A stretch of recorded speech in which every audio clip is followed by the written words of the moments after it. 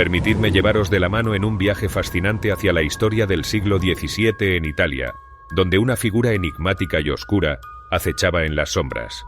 Su nombre resonaba con terror y misterio: Giulia Tofana, una mujer que tejía una trama mortal a través del veneno, dejando tras de sí un rastro de hasta 600 vidas perdidas en el olvido. Pero lo que hace de esta historia aún más inquietante es el siniestro patrón que emerge.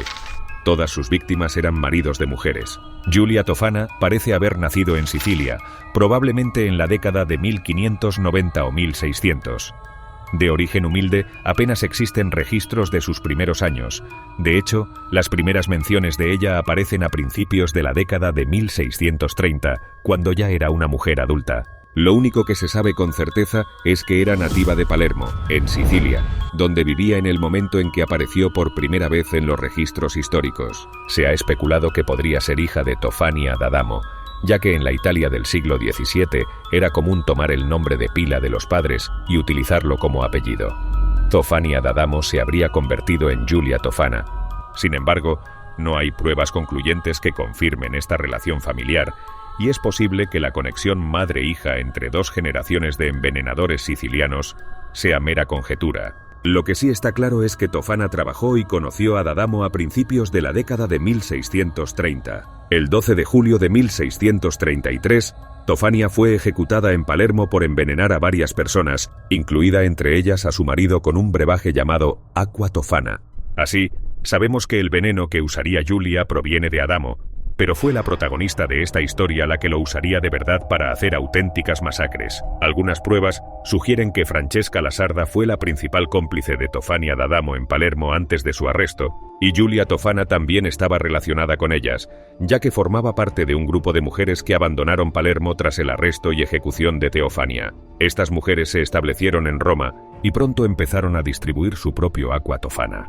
Pero antes de seguir, ¿qué es el Aqua Tofana? Aunque su composición química no es del todo clara, se cree que consistía principalmente en arsénico, antimonio y plomo.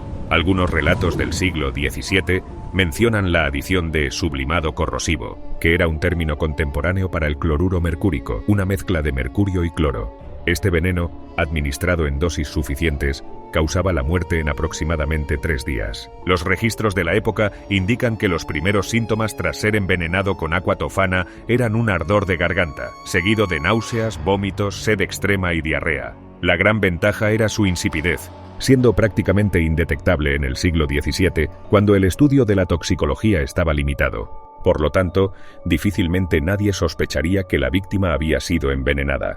Además, en esa época, el conocimiento médico era escaso y las personas solían morir repentinamente a causa de enfermedades inexplicables. Así, este veneno se convirtió en un método sigiloso para envenenar sin levantar muchas sospechas.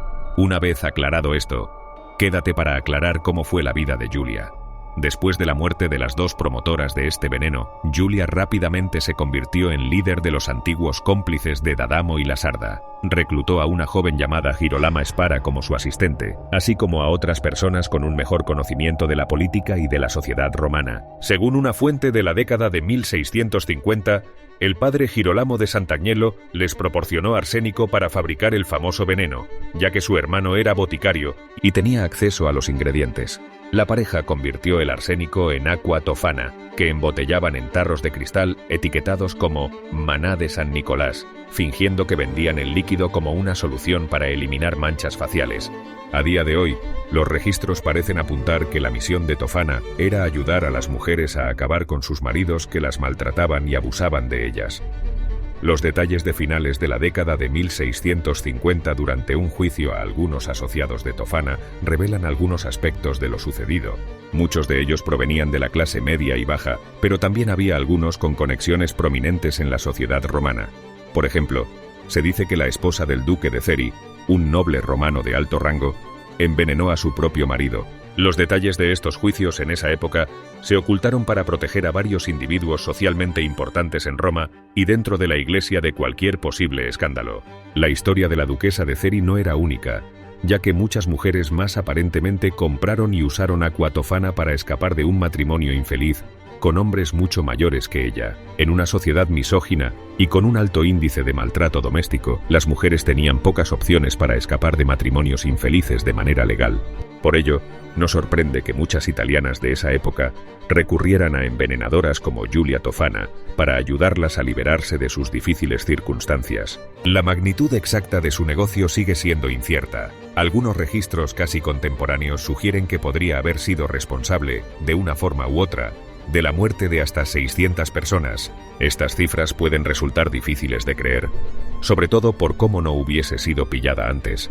Pero lo cierto es que Giulia contaba con un competente círculo de colaboradores y una extensa clientela que guardaba celosamente su secreto y se mostraba satisfecha con el producto que adquiría. Hay que aclarar que la envenenadora y su ayudante Girolama no vivían solo vendiendo sus supuestas pócimas. En su negocio también se vendía la fabricación de amuletos y objetos mágicos que trataban sobre la quiromancia y la astrología. Estos objetos se relacionaban con la cura de ciertas enfermedades, pudiendo disimular que si por ejemplo compraban la aqua tofana oculta y morían poco después, había sido por culpa de esa enfermedad.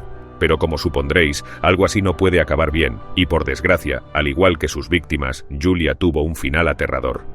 Todo empezó cuando una clienta desesperada y arrepentida confesó el turbio negocio de Giulia ante las autoridades papales. Esta mujer había buscado su veneno con la intención de envenenar a su propio esposo, pero el destino tenía otros planes.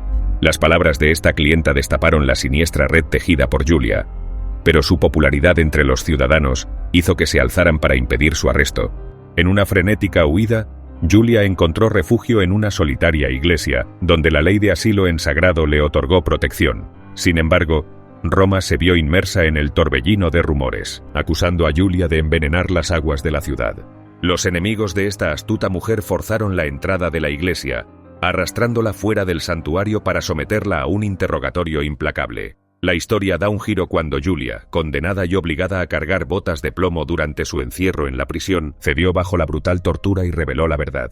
Admitió su complicidad en la muerte de 600 hombres, llevando a cabo una empresa de venta de venenos a lo largo de los años. Estas confesiones llevaron a Giulia y a su hija Girolama a la horca, junto con 3 cómplices más. Fue un final desgarrador, un ajusticiamiento en el campo de Fiori, en julio de 1569. La misma iglesia que había ofrecido refugio a Giulia, ahora se convertía en testigo silencioso de su cadáver arrojado sobre sus muros. El cruel destino no se detuvo ahí, ya que varios de los proveedores y clientas que participaron en su macabro negocio también enfrentaron un destino sombrío. Algunos fueron arrestados y ejecutados, mientras que otros encontraron su prisión en las tenebrosas mazmorras del Palazzo Pucci. El legado del aqua tofana perduró más allá de la época de Giulia Tofana. Incluso se especuló que el famoso compositor Wolfgang Amadeus Mozart pudo haber sido víctima de este veneno. De Mozart también se sospecha su envenenamiento, ya que enfermó en 1791 y murió 3 meses después. Pero la causa exacta de su muerte sigue siendo objeto de debate. Si te gustan este tipo de vídeos, no te puedes perder los secretos más oscuros de la hermana de Napoleón, desde infidelidades hasta ninfomanías. No olvides dejar tu like y suscribirte para más vídeos como este.